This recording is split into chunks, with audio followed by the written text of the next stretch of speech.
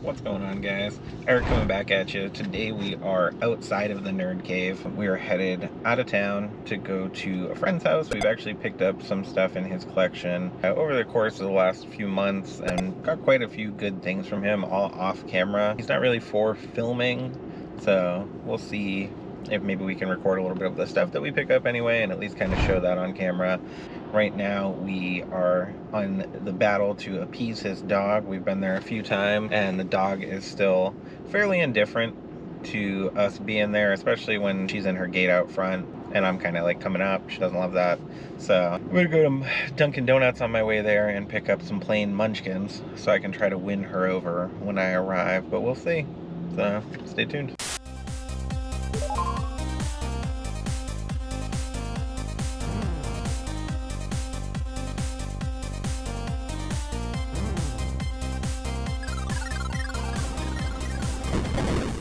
So we just got to Dunkin' Donuts. Drive-thru's not too bad. There's only a few cars in front of me.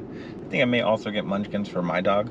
Pretty sure if I go and see another dog and also get munchkins for her and don't get munchkins from my dog, that makes me a bad pet owner. But I'm not sure exactly what the rules are. So I'm just play it safe and get some munchkins for my dog. Munchkins, but could I have 4 in one bag and 4 in another bag? Okay. And The glazed or the old-fashioned one? The old-fashioned ones, please. Okay. And that's gonna be it. It's a good bag. Morning. You had 8 munchkins? Yep. Were they for you? Or for No. dogs? They're for dogs. Okay. So there's 4 and 4. I'm going to see a friend. I'm trying to win over their dog. So. Cool. Thank you. Here you go. Awesome. Thank you so much. You too. So I ended up with 2 donuts instead of 8 munchkins because they have no munchkins, which seems like something they could have just set at the window. But I guess they're all going to eat the same, so hopefully the dog enjoys them. Like I mentioned, my primary objective was to win the dog over when I arrived. So here she is getting some delicious baked goods from Dunkin' Donuts, and as you can see, she is very excited to do so. But my good friend doesn't really like being on camera, so we won't have him on camera. Instead, we'll be doing a voiceover for the bits at his house. But first, we'll do a brief reenactment of what happened when I first arrived. So I walked up and I was like, "Hello, merchant. How are you doing today?" And he was like, "Over here, stranger. Got something that might interest you." I was like, "I'd like to buy anything you sell me." And then he brought out another stack of games that not only had Resident Evil games, but Silent Hill games, and my mind was blown. Got a selection of good things on sale, stranger. And I said, "Anything you'll sell me. Is that all, stranger? Anything you'll sell me. Is that all? Anything." Is that all? And then we were able to settle on $1,025 for all of these games. Excellent, excellent stuff. Thank you. And my brain exploded. So initially, before I even arrived, he had sent me a picture with most of these Resident Evil games in it, but I hadn't seen any of the other games that were here. So you're seeing things like Parasite Eve, Resident Evil 2, Dino Crisis 2, Silent Hill Homecoming. The Dragon Quest 8 is actually sealed, so we'll look at that a little more detail at the end. And this is the second stack that he did bring out that I did not initially see in those pictures. So you'll see things in this stack like Haunting Grounds, Silent Hill 3.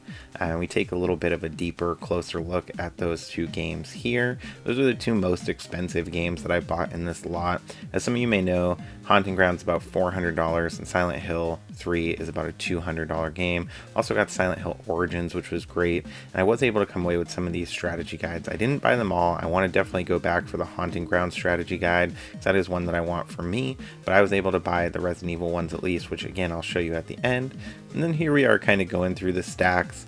I usually put stuff into price stacks and then kind of give an offer per stack, like this is what I can pay per game for the games in this stack, and that was able to go pretty well. He did accept all my offers on every single game. The only thing he countered offered me on was Silent Hill 3 and Haunting Grounds, which is totally reasonable because, as I mentioned, those games are quite expensive. But overall, I was super happy with what I was able to come away with.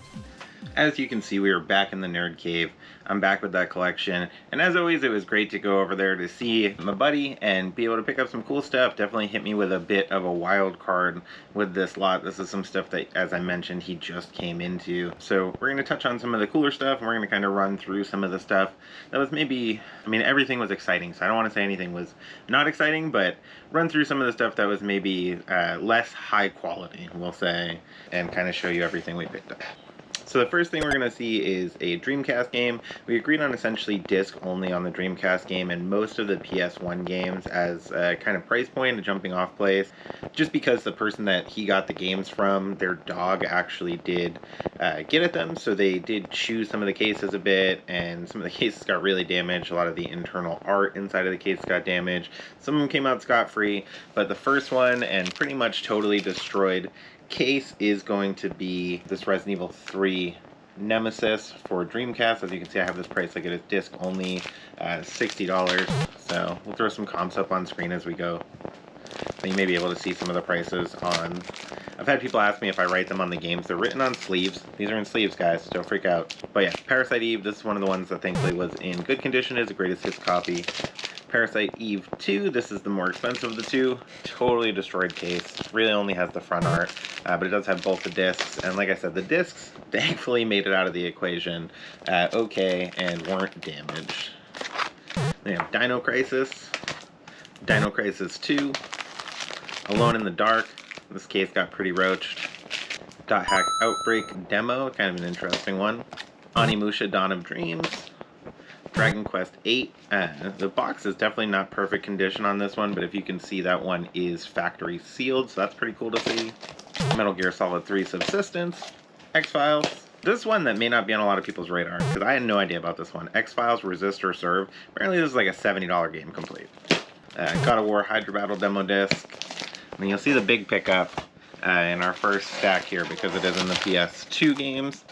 But I did get a copy of Haunting Grounds. And you may be wondering, if you were paying attention during the video, you're like, where are the other PS2 games? I kept some things, so we'll get to those last. So stick around for that. And a couple Xbox 360 games. Got Witcher 2 Enhanced Edition, Assassin of Kings. This is complete. It's in excellent condition. It's not a super expensive game, about $20-ish, $25.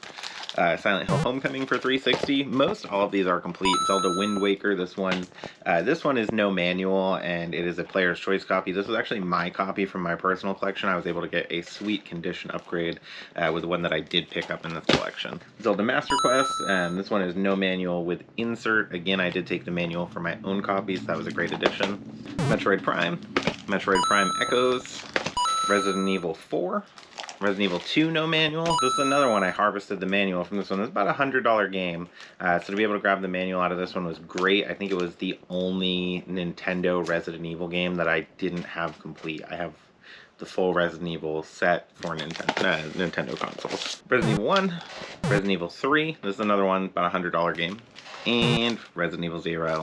And we've got last, as far as the stuff I'm not keeping, certainly not least, you have a factory sealed God of War Saga for PS3. It's another about $100 game. I did also pick up a handful of Wii games. So the first, Metroid Prime 3 Corruption, Zelda Twilight Princess, and Resident Evil Umbrella Chronicles. You already have those. So that's the stuff that I'm not keeping, the stuff that is going to be going up for sales. If you're following me on eBay at all, link is in the description. You will see some of that stuff going live and available for purchase in the coming days. If you're interested in anything, feel free to drop a comment. Next up is the games that I am keeping. Resident Evil 3 Nemesis for PlayStation, Resident Evil Survivor for PlayStation. Like I said, I have the full Nintendo set, but I haven't really branched out into other consoles for Resident Evil. I do have some of the PS2 games and a few other things. I got some PS3 games, PS4, I have Village for PS5. So I do have other Resident Evil games that aren't on Nintendo, but there's a bunch of them that I don't have, so it was great to pick them up in this collection. I did also get Resident Evil 2. I got a Silent Hill 4 The Room soundtrack. This is factory sealed, so really cool piece. I got a Resident Evil 4 making of DVD for Nintendo GameCube, so I really thought this was super neat. I don't own this yet. I do have the preview disc, and I do also have the game. This is only worth about $10, but still really cool. I got Resident Evil 4 Premium Edition. So this is a Steelbook edition of Resident Evil 4 for PS2. Did come with some extra stuff. Really nice Steelbook. Got a good little solid value on that one. Got Silent Hill 2, Silent Hill 3, and Silent Hill Origins. So previous to picking up this collection, I thought I had bought Silent Hill 3 previously, but apparently the one that I bought was Silent Hill 4, so the only Silent Hill game I own now is Silent Hill 4, so to add those, I think that might be all of the PS2 games. Maybe there's another one. I'll throw it up on screen if there is. Maybe I'm off base. Now jumping over to the strategy guides, got some great strategy guides for my personal collection. He gave me an awesome deal on these. He did sell me these strategy guides for $10 a piece, just because I'd already spent over $1,000. He knew I had kind of spent what I had to spend, and he did give me a great deal and let me get these for $10 a piece because he knew they were going to my own collection. But we do have Resident Evil 3 Nemesis Versus book, the perfect guide, so I thought this was really cool. Official Capcom, so pretty neat guidebook. Apparently this is a little more rare than the Prima Games guidebook. The Resident Evil 0 guidebook, this is probably the only one that's more in line at, I think this is maybe a $20 guidebook. Resident Evil Survivor, for instance, I think this may be about a $40 guidebook. Throw a comp up. But super happy to get this, add this to the collection. They are all in really nice condition. And the Resident Evil Outbreak guidebook, bit more of an oddity. This is a game that I do own on PS2 already. Resident Evil Dead Aim guidebook. This is, I don't know if I have this game in the collection, so this may be one that I have to get eventually. I have the guidebook, really cool. Definitely just love the art. I love anything Resident Evil.